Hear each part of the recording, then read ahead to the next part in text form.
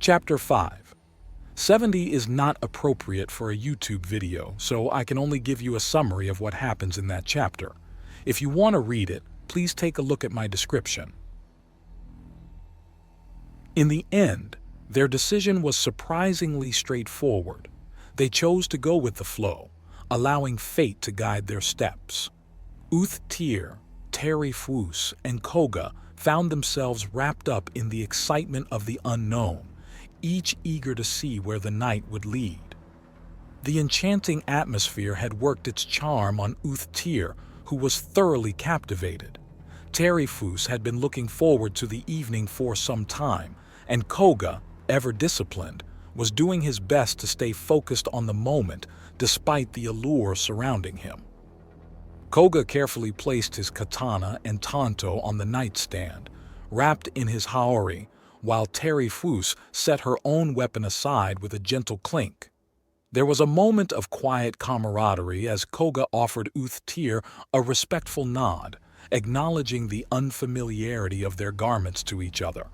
Uth Tyr, with a flick of her wrist, revealed the secret to removing her elaborate dress, which now hung from a nearby stand. "It requires a certain touch," she explained, stretching comfortably in her simpler attire. Koga, in turn, removed his sash, his movement smooth and practiced, his demeanor calm and collected. "Dancing would have been delightful," he mentioned with a hint of regret, noting the missed opportunity. "No regrets," Terry Fwus interjected, stepping closer to join the conversation. "You've been nothing but exemplary tonight, and that's what truly matters." The three of them shared a moment of understanding, a silent agreement that they were in this experience together, navigating the ebb and flow of the evening's unpredictable tides. It was clear they had formed a bond, one that went beyond the superficial, rooted in the shared excitement of the adventure at hand. Their interactions were filled with warmth and mutual admiration, hinting at the depth of their connection. The air was charged with anticipation, yet they moved with a grace that spoke of a mutual respect and the promise of a friendship that could withstand the test of time. As the night carried on, they found themselves lost in conversations about their diverse cultures, the thrill of discovery in their journey, and the laughter that comes from truly enjoying one another's company.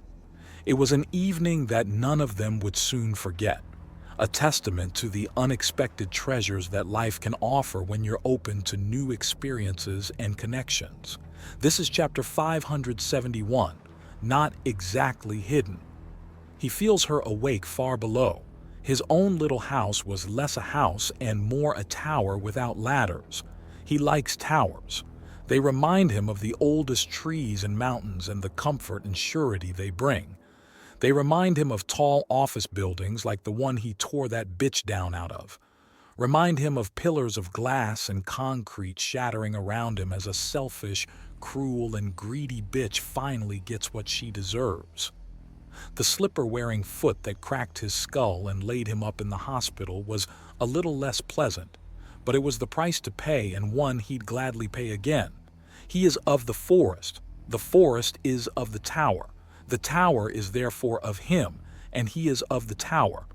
Woodwalking is intrinsically different from other forms of teleportation because you always go to where you are. A mental trick that shifts the axiom so profoundly that it's a thing of legend. The door opens as the tower, the forest himself, all bend as one to allow his flesh and blood self-entrance. He pulls back from the forest.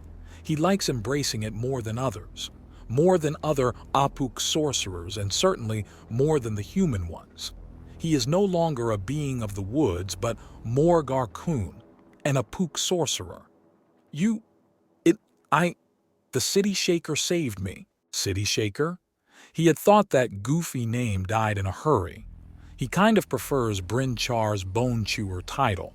It's at least something that sounds intimidating. City Shaker makes him sound like a wandering drunk. "My name is Morg Arkon, and last night did indeed happen. Birthday party gone sour, argument with your mother, and you asked to leave Serbo with me. The flight is scheduled to leave in." He checks his communicator. 6 hours. We're heading to Lil Betulelb, New Blade City in the western Shooting Star Archipelago. Really? She asks as she looks around. Where are we? My tower. Less a bastion to send out mutated forest beasts to attack nearby settlements and just a place to keep things I want safe and a place to sleep that keeps the wind and rain off.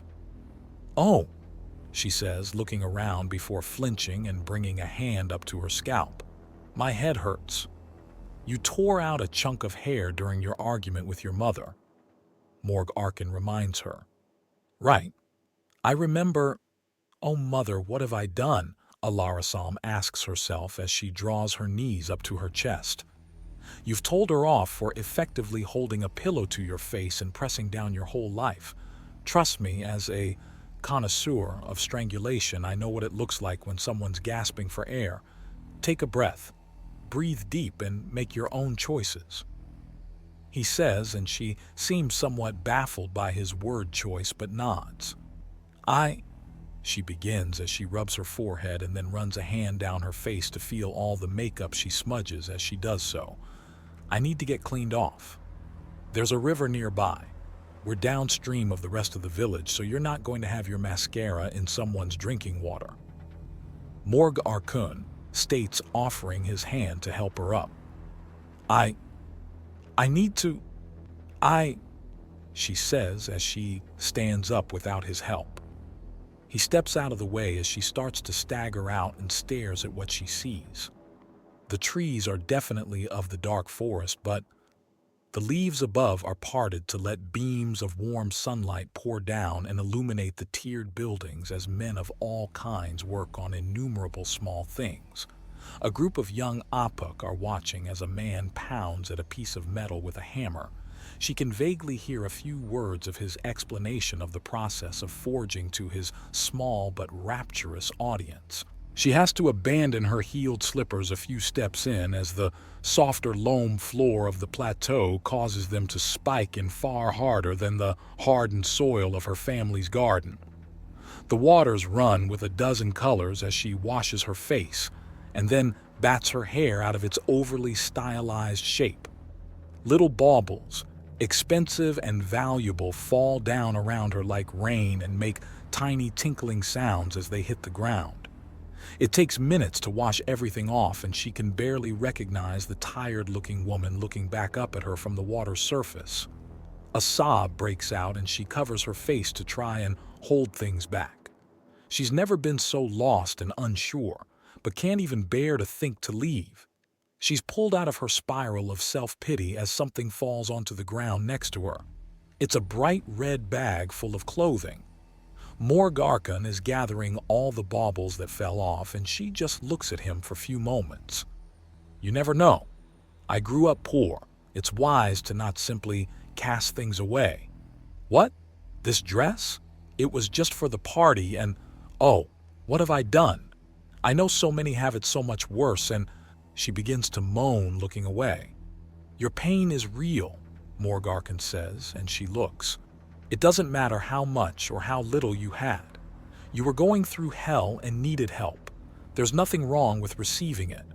You're not any less of a person for having more and still suffering, and your suffering is no less real for you having so much wealth.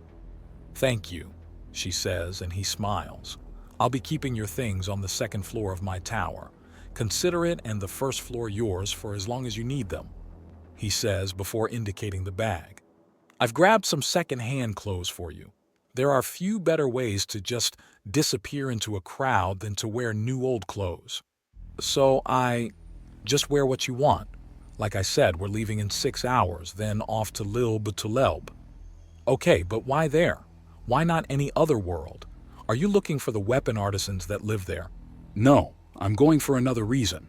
You're coming because you need distance, and once we start talking light years, things start seeming pretty far away now, don't they? Morg Arkin answers, and she nods. They do. Is it true that sorcerers see everything that happens in the dark woods? More or less, he answers. Oh, then there's no point for modesty. she says as she starts to slip off the long sleeve that connects to a golden ring around her middle finger. Maybe for the children, they're not that well connected, so change in the tower, please. Morg Arkoon corrects her and she looks out over the village again. There's something oddly tranquil about this place. For all that she's still on Serbo, she feels almost like she's stepped onto another world entirely. Which leads to an interesting question. How many? She asks, before mentally berating herself for asking a question in such a stupid way. How many non-sorcerers have ever seen this place? Aside from the mothers and wives of sorcerers, 5 battle princesses have been here, but there are pictures circulating, so who knows how many have seen it. Battle princesses? We were coordinating with them to help really stomp down on the Orega girls when they were found to be operating again. So, that movie is real? The Bone Chewer has some kind of water sorcerer son, and the alien sorcerers have outright hunting alongside them. Something like that. Bryn Char got some cash to start a business by selling sperm. Some of it ended up at a clinic that a Lidris by the name of Crushclaw went to. Luck was in her favor, and the next generation of Bone Chewer is comfortably amphibious, Morg Arkoon states before chuckling. I took part of the hunts myself. Slippery bitches dodged my first attack and got by my second fairly easily. Dodged? The idea of a petty criminal getting ahead of a sorcerer is odd. To be fair, I was throwing a small mountain at a space shuttle, and they're designed to dodge meteors. It was more seeing if something that basic would work than a serious attack. Morg confesses with a shrug, and she stares for a moment. He was attacking a starship with a stone large enough to threaten it, and it was just a probing of its defenses. I see. No, thank you. I'll go change now, see if there's something in here that's comfortable. Good idea. And just toss your old stuff in a corner. I'll send it up to the 2nd level for you. How do I get there? I didn't see any stairs or teleportation devices. Nor much of anything else except the thin mattress and pillow she had woken up on. Her dress was so large it had acted like a blanket. Jump from the outside. He replies as if it's the most obvious thing in the world. Without a proper jump pad? She asks, wondering how endemic broken and sprained ankles are around here. Learn to reinforce the soil beneath you. Weren't you formally trained how to use Axiom? I wasn't just never in a place like this, she says as her mind brushes by all the gymnasiums and carefully trimmed fields she had trained and learned in. Formal training has a lot to recommend to it, but it's not the be-all, end-all. An actual opponent in a fight does not and will not attack in the way a sparring partner will. Morg Arkoon notes, and she nods as she picks up the bag as she rises. She then focuses, decides, and deliberately twists the Axiom. She's then at the threshold to the tower and steps inside. Not bad. You need to speed that up a little, but not bad. Morg Arkoon notes from beside her. The little wisps of Axiom interference says that he did not woodwalk ahead of her, but twisted the distance like she did. I think I have time for that now. You do. You missed breakfast, by the way, but lunch is always in the village square if you have the appetite for it. Just follow your nose. I'll be there. Then he's gone in an actual woodwalk, and she lets out a breath she hadn't known she was holding. He was being very kind. There was no denying that at all, but there was a sense of something to him, an old feeling of dread and danger. Neither Alara nor her mother have ever been warriors. Sure, her mother had fought and won a few formal duels and could certainly hold her own against some rabble. But the idea of either of them testing themselves in the Broken Shell tournament was laughable. She steps into the tower fully and the door closes behind her. There are no mechanisms, and there's the distinct sensation to the Axiom that tells her it was sorcery. She hugs the bag full of clothing to her chest and takes in a deep breath. This is what she wanted. No alarms, no schedules, no meeting with 1,050 people who are actually trying to talk to her mother, or earn her mother's favor, or any number of other things that revolved around the black hole that is her mother. She kneels down and unzips the bag before blinking. At the very top is a wallet with a note sticking out of it. She reads it out loud. I took the liberty of grabbing a new ID for you. Koga has good instincts for this stuff, and the rant he had at your mother and sister after you left reminded me about how important these are. More Garcoon. Magi Kemka? Really? It's not aggressively normal, but, okay, that works. I am Magi Kemka. Magi for short. She says to herself as she reads the ID from the wallet, and after a few moments of consideration and checking the other IDs with matching names, nods before placing the ID back in the wallet and putting it to the side. A hospital card, citizen registry, and a galactic travel card. Everything you need to go from world to world on public transport, aside from a ticket. She starts rifling through the numerous different styles and outfits as she considers things and tries to put her head on straight. A few cheap second-hand hair ornaments gets her thinking, and she smiles to herself. Time for Alara Psalm to become Magi Kemka. And who is Magi Kemka? She's her own Apuk, that's who she is.